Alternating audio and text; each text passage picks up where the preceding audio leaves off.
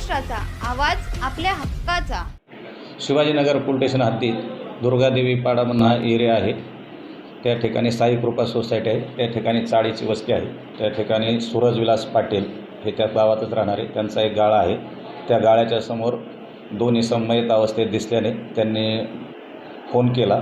त्याच्यावरून माहिती दिल्यानंतर पोलीस घटनास्थळी दिले। त्यांनी दिलेल्या माहितीप्रमाणे प्रथमदर्शन त्यांचे नाव पत्ता काही माहिती नव्हतं। दोन अनोळखी इसम आहेत, त्यांच्यात ओठा जे असतो त्याच्या बाहेर मृत अवस्थेत पडलेले आहेत, उलटी केलेले आहे अशी त्यांनी माहिती दिली।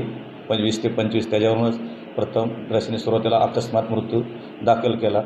डेड बॉडीज हॉस्पिटलला पाठवल्यानंतर आता PM रिपोर्टमध्ये असं आलं की त्यांना आतमध्ये नाजूक अवयवांना जखमा झालेल्या आहे आणि रक्तस्राव झालेला आहे आतमध्ये, त्याच्यामुळे त्यांना मरण आलेलं आहे। ह्या माहितीवरनं सरकारतर्फे आमच्यातर्फे एक फिर्याद दाखल केली आहे की हे जे दोन इसम आहेत त्यांची आता ओळखसुद्धा पटलेली आहे। ते शिवमंदिर परिसरातील प्रकाश नगर टेकडे हा जो परिसर आहे तिथले राहणारे आहेत। एकाचं नाव आहे सूरज मोहन परमार, वय अंदाजे 25 वर्ष, आणि दुसरा आहे सूरज निर्मल कोरी, वय 22 वर्ष। हा तिथे एक फुलाचं दुकान आहे, तिथे त्याचा भाऊ रिक्षाचं काम करतो। हा पण त्याच परिसरात राहणार आहे, शिवमंदिर परिसरात। दोघे घरी येत नाहीत, कधी येतात कधी जातात, जे मिळेल ते खातात आणि व्यसनाधीन आहेत त्यांच्या एकंदर सांगितल्या माहिती मिळाल्यानंतर। आणि हा सूरज परमार आहे त्याच्यावरती एक रेकॉर्डला चोरीचा गुन्हा पण दाखल आहे। तर असं प्राथमिकदृष्ट्या वाटत आहे की हे चोरी करण्याच्या उद्देशाने त्या परिसरात गेलेले असावेत, त्यातून मारहाण झालेली आहे।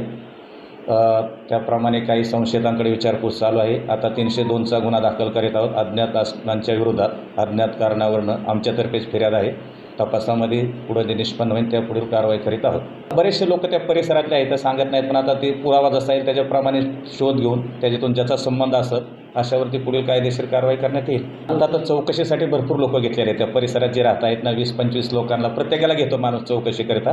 त्याचा कुणाचा काय रोल आहे नाही, जोपर्यंत ऑथेंटिक काय येत नाही सर्व गोष्टी सांगता येणार नाहीत, पण चौकशी चालू आहे। लवकरच तुम्हाला उद्याच्याला माहिती दिली जाईल काय झाले ह्याच्यामध्ये ते। तुमच्या परिसरातील काही घडामोडी किंवा समस्या असतील तर आमच्या वृत्तवाहिनीला संपर्क करा आणि तसेच सतत अपडेट राहण्यासाठी आमच्या वृत्तवाहिनीला सबस्क्राईब करा आणि बेल आयकॉन दाबायला विसरू नका।